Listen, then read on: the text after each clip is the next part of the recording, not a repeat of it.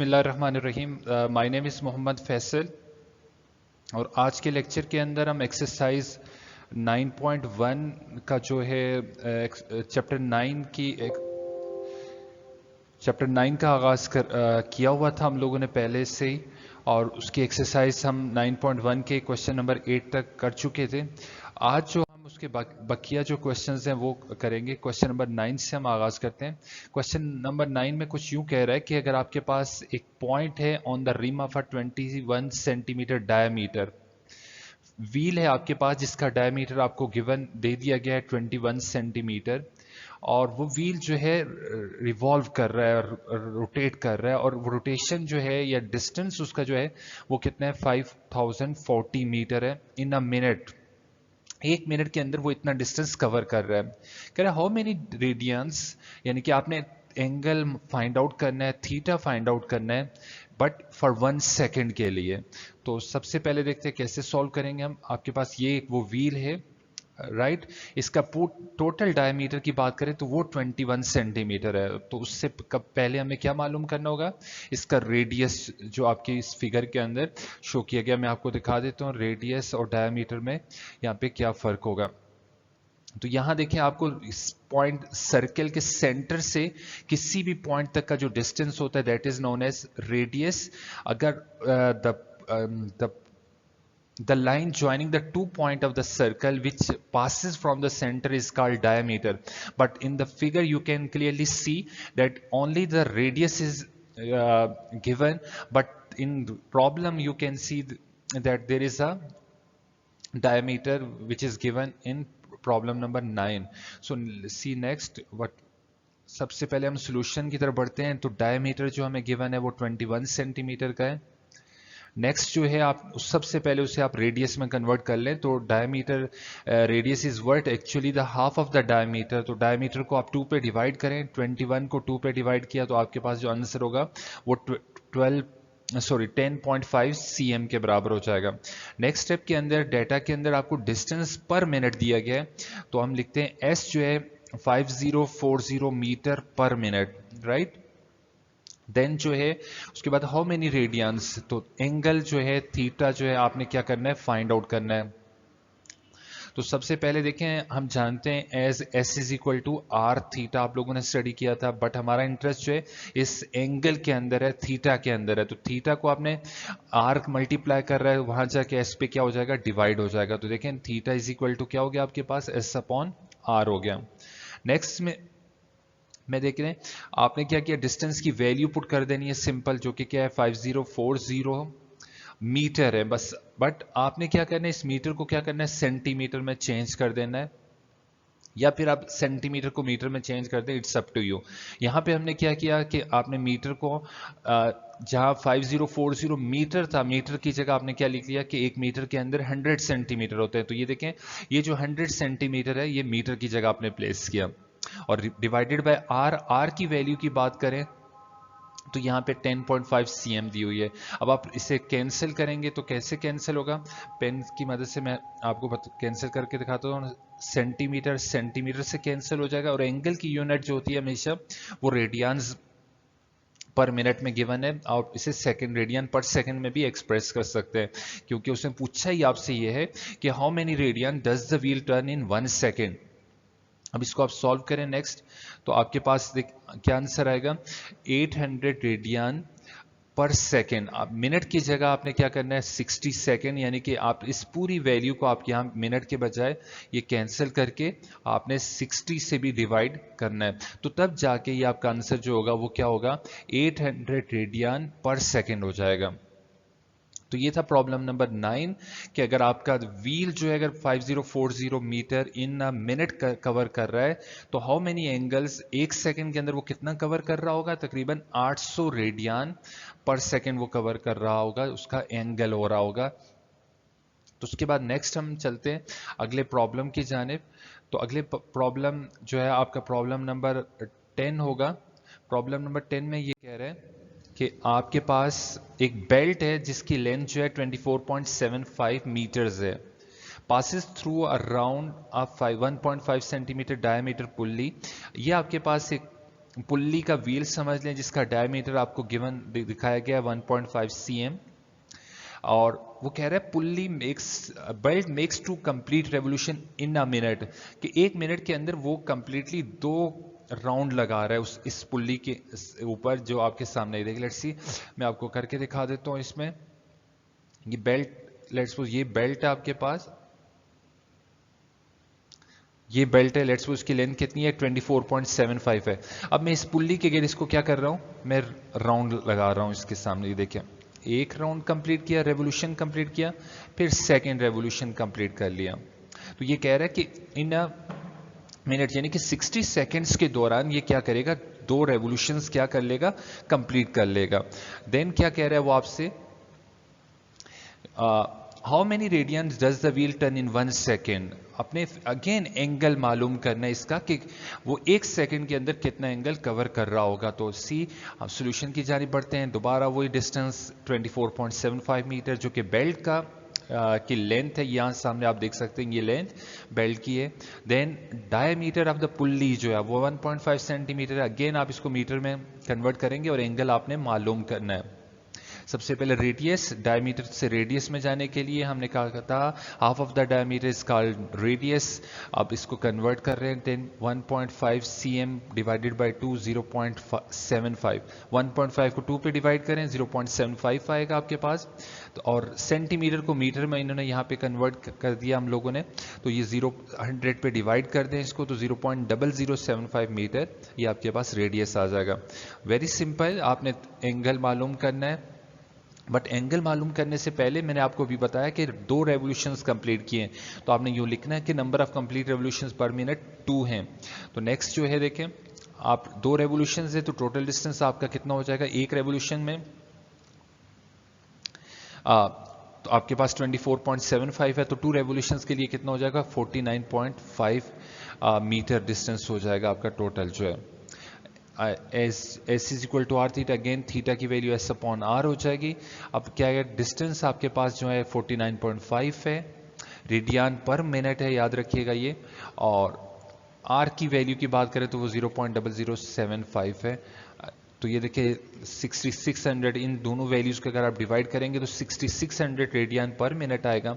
और अगर पर सेकंड देखेंगे तो अगेन इसको 60 पे डिवाइड करें तो आपके पास आंसर जो होगा वो 110 रेडियन पर सेकंड होगा।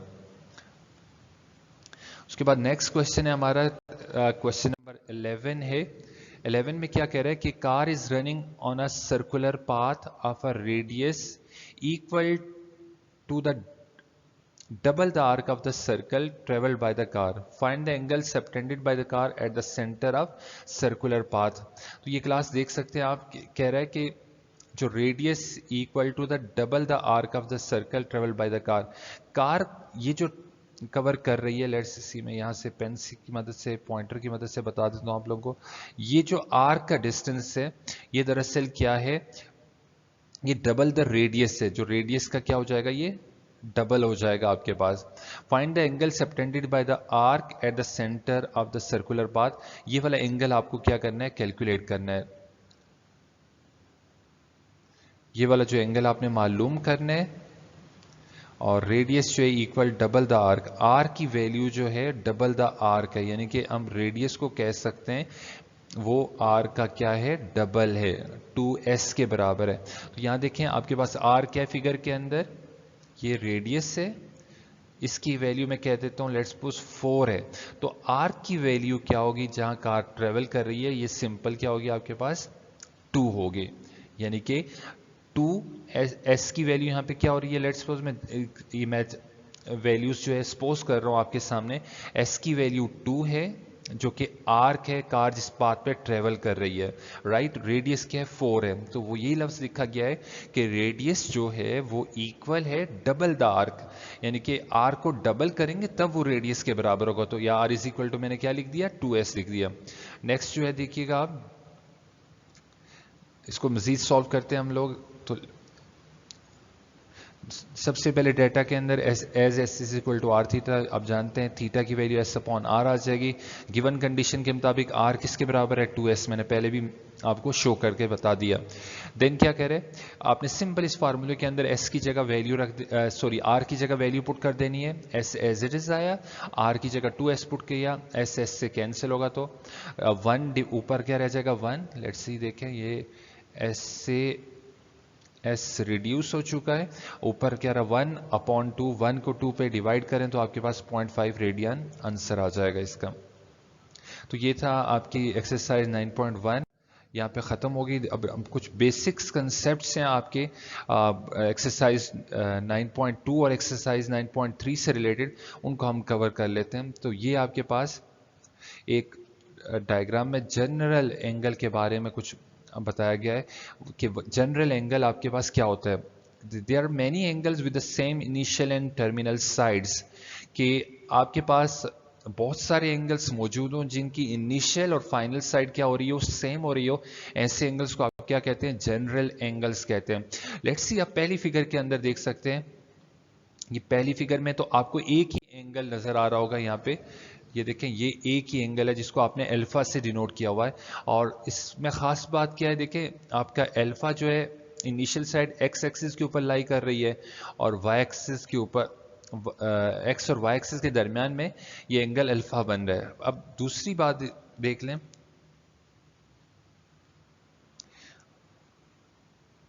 नेक्स्ट स्टेप के अंदर देखें, an angle is set standard position if its vertex lies at the origin of rectangular coordinate system and its initial side along the positive x axis। यहाँ पे क्या हो रहा है कि आपका एंगल इन स्टैंडर्ड पोजीशन में उस वक्त आ जाता है जब आपका x, आपका जो इनिशियल साइड है वो क्या कर रही हो, एक्सिस के ऊपर लाई कर रही हो। तो यहाँ क्लियरली आप देख सकते हैं कि एक्सिस के ऊपर आपका जो है एंगल जो है वो लाई कर रहा है। इसी तरह दूसरे एंगल में देखें, आपकी initial side again x axis के ऊपर लाई कर रही है, जबकि टर्मिनल साइड आपकी सेकंड एक्सिस में, बीटा के केस में। इसी तरह थर्ड एंगल की बात करें इस एंगल की, तो यहाँ पे भी आपकी इनिशियल साइड एक्स एक्सिस के ऊपर लाई कर रही है और जो है जो टर्मिनल साइड है वो थर्ड क्वाड्रेंट के अंदर लाई कर रही है। एंड फोर्थ वन के केस में भी आप एंगल थीटा की बात करें तो again initial side X axis के ऊपर लाई कर रही है। तो वो एंगल्स जिनके की इनिशियल साइड अगर आपके एक्स एक्सिस के ऊपर लाई कर रही होती है, तो ऐसे एंगल्स को आप क्या कहते हैं कि ये ऐसे एंगल जो है स्टैंडर्ड पोजीशन में है। तो हम कह सकते हैं कि हमारा पहला जो एंगल है वो भी क्या है, वो स्टैंडर्ड पोजीशन में है, सेकंड एंगल भी स्टैंडर्ड पोजीशन में है, थर्ड वाला भी स्टैंडर्ड में पोजीशन में, और फोर्थ वन भी क्या है, स्टैंडर्ड पोजीशन है। क्यों स्टैंडर्ड पोजीशन में है, क्योंकि उनकी इनिशियल साइड एक्स एक्सिस के ऊपर लाई कर रही है। अब हम बात करते हैं जनरल एंगल की, बात कर लेते हैं। जनरल एंगल में क्या होता है आपके पास, जनरल एंगल में आपके पास लेट्स सपोज ये आपकी इनिशियल साइड है और ये एंगल क्या बन रहा है, एंगल लेट्स सपोज मैं कह देता हूँ एंगल थीटा बन रहा है, राइट। अब देखिए लेट्स सी, एक और चीज़ मैं आपके सामने एक और एंगल बना रहा हूँ, जनरल एंगल की बात कर रहा हूँ। यहाँ पे एंगल थीटा तो बन रहा है, इसके अलावा मैं एक और एंगल बना लूँ एंटी क्लॉकवाइज डायरेक्शन में और वो कंप्लीट रेवोल्यूशन कंप्लीट कर लेता है। ये this angle is known as beta. ये वाला जो एंगल होगा पहला आपका थीटा था और ये वाला जो एंगल होगा वो क्या होगा आपका थीटा प्लस 2 पाई हो जाएगा, क्योंकि आपने एक एंगल के अंदर मजीद एक पूरी रेवोल्यूशन कंप्लीट की है, यानी कि 2 पाई का एंगल मजीद कवर किया है। तो देखें ये थीटा प्लस 2 पाई को अगर आप एंगल थीटा के साथ कंपेयर करेंगे तो आप गौर से देखेंगे कि इनकी इनिशियल और टर्मिनल साइड दोनों क्या कर रही हैं, मैच कर रही हैं। तो ये क्या कहलाते हैं, ऐसे एंगल्स को जिनके इनिशियल और फाइनल दोनों सेम हो जाएं वो जनरल एंगल्स कहलाते हैं, या को टर्मिनल एंगल्स कहलाते हैं। को मीन्स सेम, टर्मिनल्स मीन्स वो जो इनिशियल और फाइनल साइड या टर्मिनल साइड जिसकी इनिशियल और टर्मिनल साइड सेम कर जाएगी वो को टर्मिनल एंगल्स कहलाएंगे। अगेन मैं एक और ट्राई करता हूँ इसको बनाने की, देखिएगा आपके पास एक और जनरल एंगल मैं बना के दिखा देता हूँ आप लोगों को। लेट्स सपोज हमारे पास एंगल पहला वाला थीटा है जिसकी इनिशियल साइड ये वाली साइड है। लेट्स सपोज मैं इसको नाम दे देता हूँ O, this is your A, this is your side B. O A is your initial side और O B is your terminal side. तो अगेन देखें यहाँ पे ओ ए और ओ बी। एक और मैं एंगल ड्रा कर रहा हूँ, लेट्स सी। उसका आगाज होता है साइड ओ ए से शुरू होता है, एक रेवोल्यूशन कंप्लीट करने के बाद अगेन कहाँ पे कंप्लीट टर्मिनेट हो रहा है, उसी पोजीशन पे। यानी कि अगर मैं इसको एंगल थीटा का नाम देता हूं तो ये वाला एंगल मेरा क्या हो जाएगा, थीटा प्लस 2 पाई हो जाएगा। या फिर इसको मैं एक और तरीके से भी आपके सामने शो कर देता हूं कि एक और ये लाइन है, यहीं से स्टार्ट कर थीटा, फिर इसने 2 रेवोल्यूशंस कंप्लीट कर दिए यहाँ पे, ये क्या हो जाएगा, थीटा प्लस 4 पाई। तो पहले केस में थीटा था, फिर थीटा प्लस 2 पाई, कि उसने एक रेवोल्यूशन कंप्लीट की, कंप्लीट तो 2 पाई, फिर यहाँ पे उसने 2 रेवोल्यूशंस कंप्लीट की तो थीटा प्लस 2 पाई हो गया। अब ये तो एंटी क्लॉकवाइज डायरेक्शन में, याद रखिएगा एंगल्स जनरल एंगल या कोटर्मिनल एंगल्स के अंदर प्लस हो रहे होते हैं, लेकिन यही रोटेशन अगर हम माइनस की जानिब करना शुरू कर दें, फॉर एग्जांपल इसको रेस कर लेते हैं हम लोग,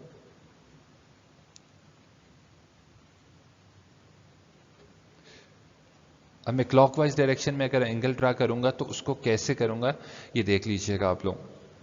लेट्स सपोज अगेन मैं क्या देता हूं, मेरे पास ये एक इनिशियल साइड है और यहां से मैं क्या कर रहा हूं, एंगल मेरा कुछ इस जानिब है, यहां से इनिशियल साइड से यूं इस डायरेक्शन में एंगल थीटा बन रहा है लेट्स सपोज।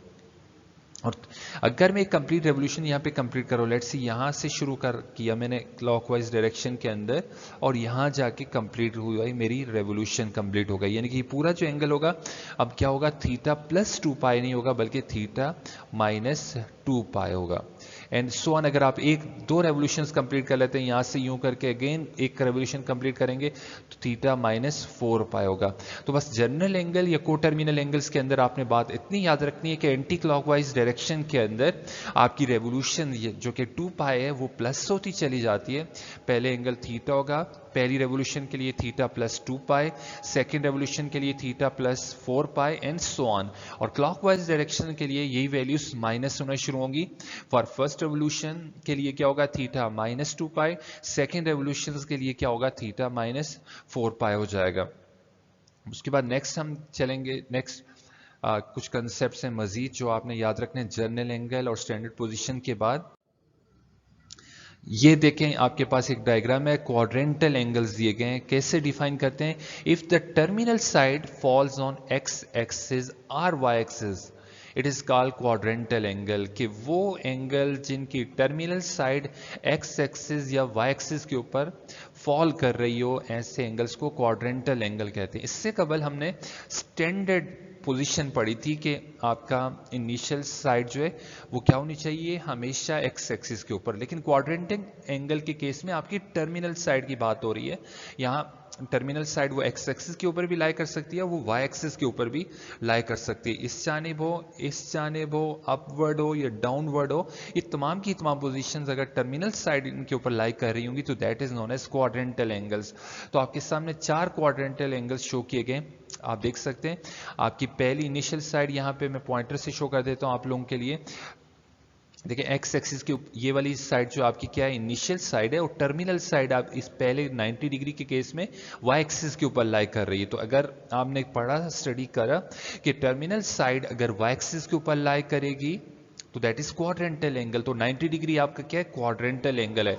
अगेन 180 की बात करते हैं तो ये देखिए ओरिजिन से लेकर ये एक्स जो है आपकी इनिशियल साइड है, फिर अगेन ओरिजिन से अपोजिट साइड के ऊपर आपकी क्या है, टर्मिनल साइड है। तो terminal side again minus x axis के ऊपर लाई कर रही है।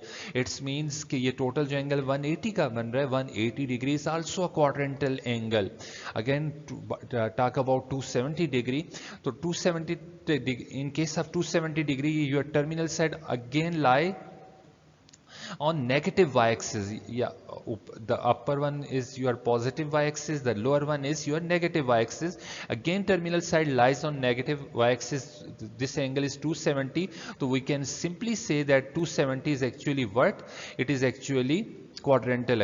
Again next third one is, last one is 360 degree. 360 degree is also quadrantal angle because its initial side lies on a positive x-axis and its terminal side also lies on positive axis, दोनों जो है match कर गई या initial और final, but एक complete revolution के बाद ऐसा हुआ है। और आप देख सकते हैं टर्मिनल साइड अगर एक्सिस के ऊपर लाई करेगी तो दैट इज आल्सो क्वाड्रेंटल। तो आपने याद रखना है क्वाड्रेंटल एंगल्स में कौन कौन से एंगल्स हैं, 90 डिग्री है, 180 है, 270 एंड 360 है। या फिर इसके बाद इनके मल्टीपल्स हो सकते हैं, 90 के मल्टीपल्स अगर आप काउंट करना शुरू कर दें या 180 के मल्टीपल्स काउंट करना शुरू करेंगे, वो तमाम के तमाम क्या होंगे, क्वाड्रेंटल एंगल्स होंगे। तो इसको माइंड में आप लोगों ने रखना है कि क्वाड्रेंटल एंगल कौन से होते हैं। फिर हम ट्रिग्नोमेट्रिक फंक्शंस की बात कर लेते हैं। तो ये हमारे पास एक राइट एंगल ट्राइंगल मौजूद है। अगेन लेट्स सी, मैं यहाँ पॉइंटर की मदद से आपको शो भी कर देता हूँ दोबारा से। और इसमें हमारा एंगल ऑफ ऑब्जर्वेशन है वो उसे थीटा कहते हैं, और ये वाला जो एंगल 90 डिग्री का होता है that is known as right angle triangle. तो रिमेंबर दैट कि 90 डिग्री के एंगल के सामने वाली जो साइड होगी ये आपकी हाइपोटेन्यूज कहलाएगी, और एंगल के सामने वाली साइड हमेशा क्या होती है, परपेंडिकुलर होती है। और अलोंग दिस एंगल ऑब्जर्वेशन जो है अलोंग द थीटा जो साइड होगी वो क्या कहलाएगी, आपकी बेस कहलाएगी। ठीक है, तो ये साइड क्या होगी, बेस हो गई। एंगल के सामने वाली साइड, ये वाली दिस वन, ये वाली जो साइड है आपके पास ये परपेंडिकुलर होगा, और एंगल 90 राइट एंगल के सामने वाली जो ट्रायंगल होगी वो क्या होगी, हाइपोटेन्यूज कहलाएगी। और रिमेंबर दैट कि ऐसी ट्रायंगल जिसमें एक वन एंगल जो आपका 90 होगा वो कौन सी ट्रायंगल कहलाती है, राइट एंगल ट्रायंगल कहलाएगी। और उसी की से रिलेटेड हम ट्रिग्नोमेट्रिक फंक्शंस परफॉर्म करेंगे। तो यही बात बताइए मैंने, the side opposite to 90 is called hypotenuse कहलाएगी, the side opposite to theta is called perpendicular, theta के ऑपोजिट परपेंडिकुलर है, the remaining side is called base. यहाँ क्वाड्रेंट्स की बात है, क्वाड्रेंटल और क्वाड्रेंट्स में डिफरेंट से, अगर आप किसी सर्कल को 4 इक्वल पार्ट्स में डिवाइड करेंगे तो हर एक पार्ट क्या कहलाएगा, वो क्वाड्रेंट कहलाएगा। लेट्स सी, मेरे पास ये एक सर्कल है, ये देखिएगा मैं ड्रा कर रहा हूं आपके सामने। ये देखें, एक सर्कल के हमने 4 हिस्सों में बांट दिया। तो पहला हिस्सा आपका फर्स्ट क्वाड्रेंट कहला रहा है, ये this is your second quadrant, ये आपका थर्ड क्वाड्रेंट है, और ये फोर्थ क्वाड्रेंट है। अब ट्रिग्नोमेट्रिक फंक्शंस पढ़े थे हमने, देख लेते हैं हम साइंस की बात कर लें। ट्रिग्नोमेट्रिक फंक्शंस क्या हैं आपके पास, साइन ऑफ थीटा आप लोगों ने पढ़ा होगा, या हम कॉज ऑफ थीटा की बात कर लें, या टेन ऑफ थीटा की बात कर लें। मैं 3 चीजों को ले रहा हूं, 3 इनके क्या हैं, रेसिप्रोकल्स हैं, या इनकी समझ लें वही हैं। तो साइन कॉज और टेन की बात करें, ये कहाँ पॉजिटिव होंगे, लफ्ज हम बात करें साइंस की, कि पॉजिटिव साइन कहाँ होगा, कॉज पॉजिटिव कहाँ होगा, टेन पॉजिटिव कहाँ होगा। इसके लिए ये सेंटेंस याद कर लें कि आ सिल्वर टी कप, या शुगर टी कप कह सकते हैं, वर्ड्स जो आपने जिस तरीके से याद करना है। ए स्टैंड्स फॉर वर्ड, कि ए जो है नंबर 1 पे मौजूद है आपके पास, यानी कि फर्स्ट क्वाड्रेंट में ये ए ऑल पॉजिटिव होते हैं, याद रखिएगा। कि इससे क्या मुराद है कि फर्स्ट क्वाड्रेंट में तमाम पॉजिटिव होंगे। सिल्वर से क्या मुराद है, सिल्वर का पहला वर्ड जो है एस से क्या बन रहा है यहाँ इन ट्रिग्नोमेट्रिक रेशियो के अंदर, साइन बन रहा है। तो साइन जो है वो आपका कहाँ, चूंकि सिल्वर सेकंड पोजीशन के ऊपर आ रहा है तो साइन जो है आपका क्या होगा, वो सेकंड क्वाड्रेंट में पॉजिटिव हुआ। इस तरह टी की बात करें, टी से क्या स्टैंड्स कर रहा है यहाँ पे, टेन थीटा। टेन थीटा का नंबर अगर टी की बात करें तो वो थर्ड आ रही है, तो थर्ड क्वाड्रेंट के अंदर 10 पॉजिटिव होगा। और इसी तरह कप की बात करें तो cup C stands for what, cos theta. Cos theta fourth number पे आ रहा है, तो यानी कि फोर्थ क्वाड्रेंट में आपका कॉस पॉजिटिव होगा। तो यहाँ फर्स्ट क्वाड्रेंट में तमाम के तमाम पॉजिटिव होंगे, हम लिख देंगे ऑल पॉजिटिव। सेकेंड क्वाड्रेंट में सिर्फ और सिर्फ साइन पॉजिटिव होता है। थर्ड क्वाड्रेंट की बात करें तो यहाँ पे 10 पॉजिटिव होगा, और फोर्थ क्वाड्रेंट की बात करेंगे तो यहाँ पे क्या पॉजिटिव होगा, कॉज ऑफ थीटा पॉजिटिव होगा यहाँ पे।